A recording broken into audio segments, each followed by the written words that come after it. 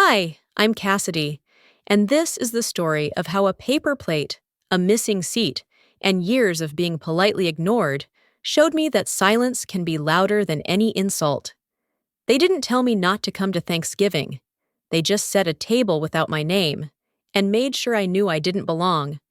Before we go any further, tell me, have you ever felt like an outsider in your own family? If yes, comment number 1. If no, comment number 0. This is a family drama you don't want to miss. They didn't tell me not to come. They just made sure I knew I didn't belong. I arrived at 5:58 p.m., 2 minutes early, like always. The driveway was already full, so I parked on the street and walked past the glowing porch lights that Mom had probably wrapped herself. The house smelled like clove and roasted sweet potato, and laughter filtered out through the dining room window. For a moment, I let myself pretend it might be different this year. Inside, Mom didn't look up when I stepped through the door. "Shoes off, please," she said over her shoulder, arranging garnishes on the deviled eggs. I held out the glass dish I'd brought, roasted Brussels sprouts with pomegranate and toasted walnuts, her favorite. She glanced at it. "Oh, we already have something like that. But thanks," she murmured, reaching past me for the breadbasket. I nodded, still holding the dish. The dining room was warm and crowded.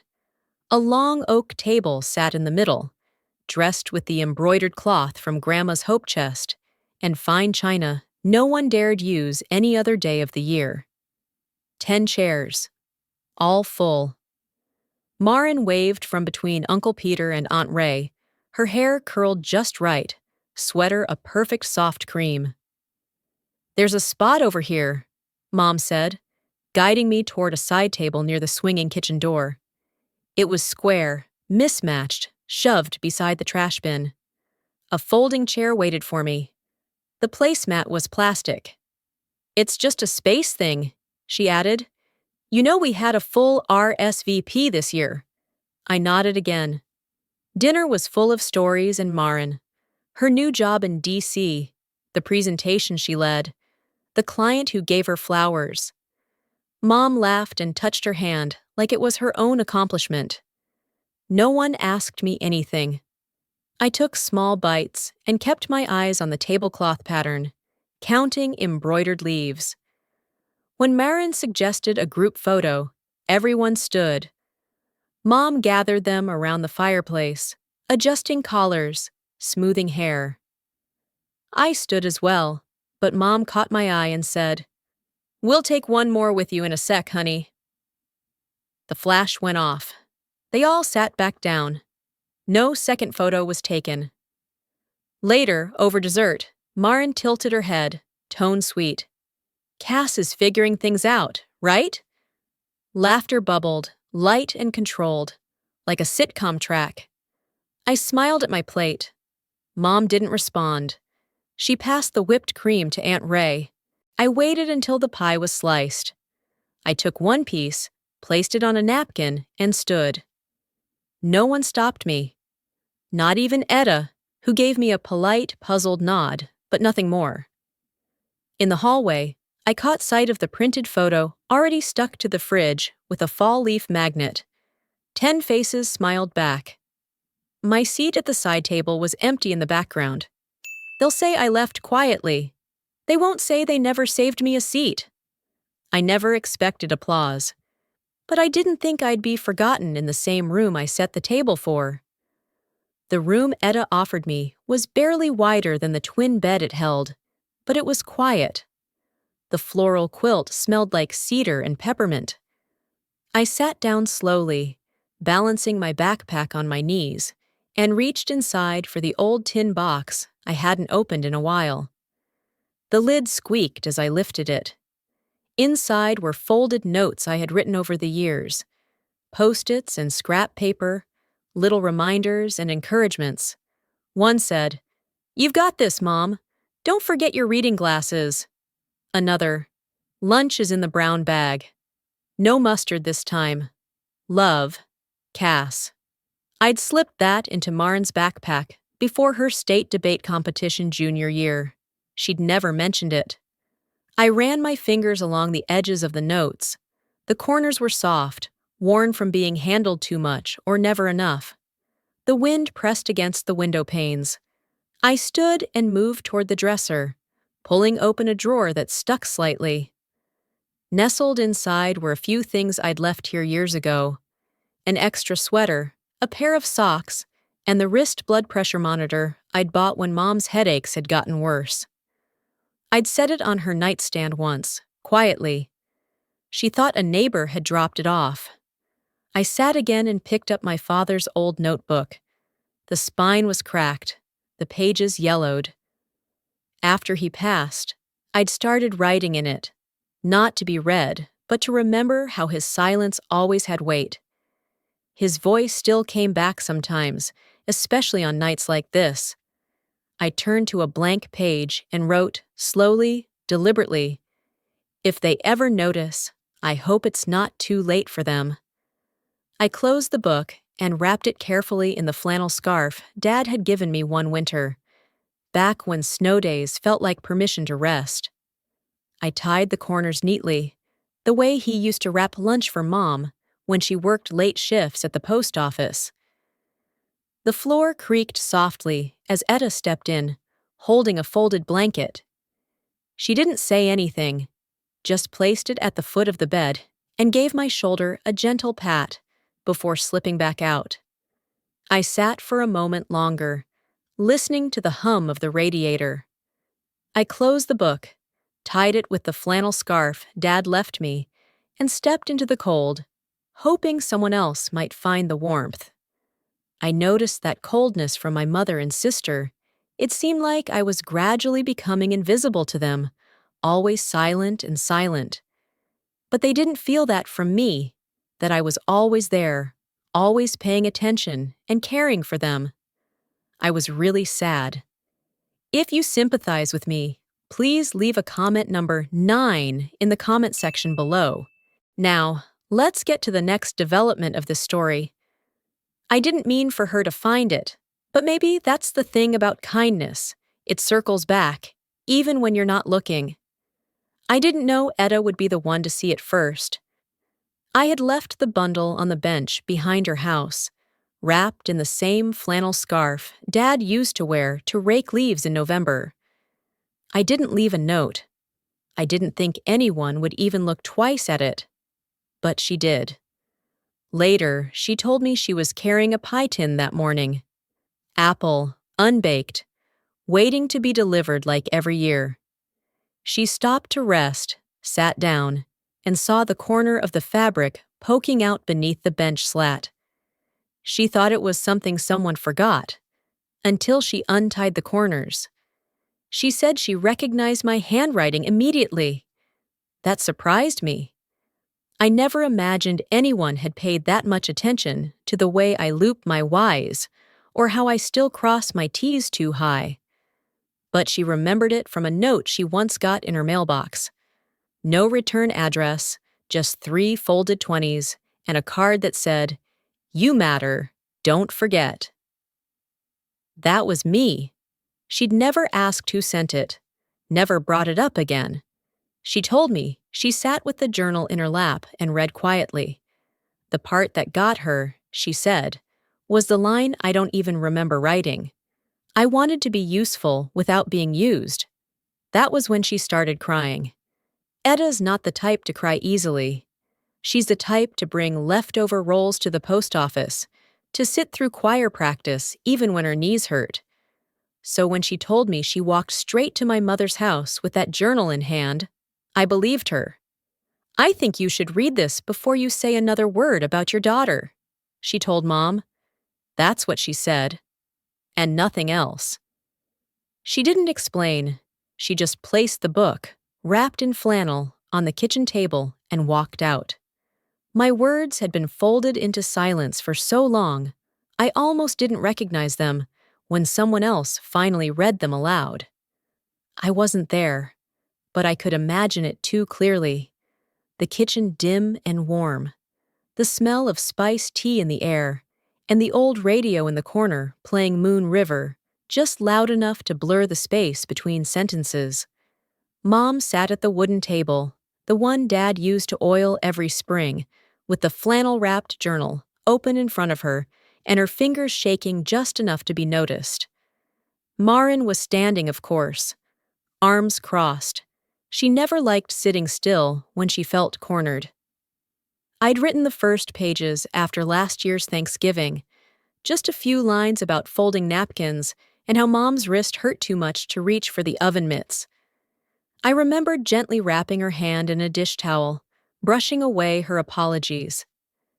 In the journal, I hadn't added bitterness, just details. "She always made things sound dramatic," Marin muttered, but Mom didn't argue.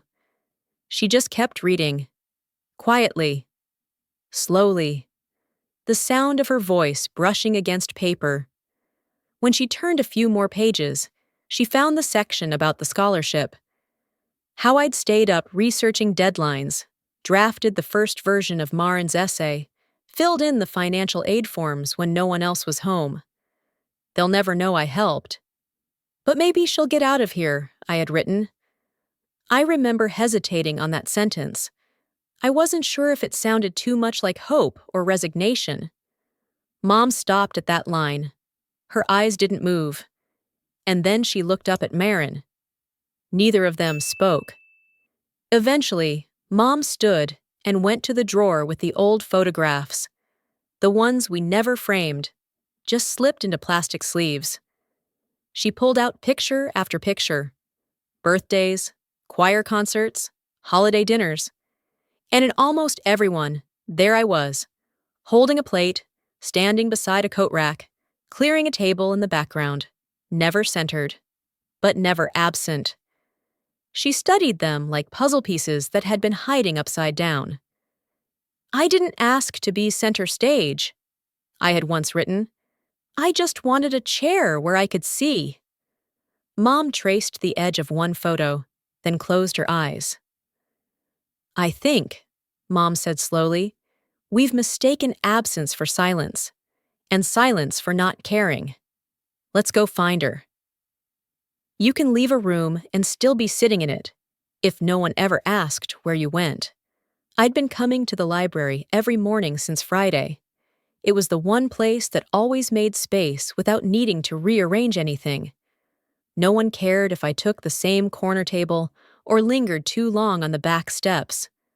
Books didn't expect conversation. They just stayed open. That morning was colder. The wind had a sharper edge as it moved through the hedges lining the rear walkway. I wrapped my coat tighter and turned the page of Leaves of Grass, letting the paper rustle against my thumb. Walt Whitman always made more sense when the air was cold. I heard them before I saw them, footsteps soft against the concrete path. I didn't turn around, not right away. When I did, Mom was already seated beside me on the top step, the flannel scarf folded neatly in her lap. The journal rested on top, her hand resting on both as though she might lose them to the breeze. She didn't say, "I'm sorry." She didn't start with explanations or memories. She just opened the book and read out loud, steady and quiet. Sometimes love is the act of not interrupting someone's quiet. Her voice cracked just slightly. I didn't answer. I didn't need to. The words had already done what they came to do. Marin sat 3 steps below, a small gap of space between us. She wasn't holding the usual confidence she wore like a scarf. Instead, she was holding something else, my old scholarship binder. She opened it slowly, turned a page, then another. "I looked through it again," she said after a long pause.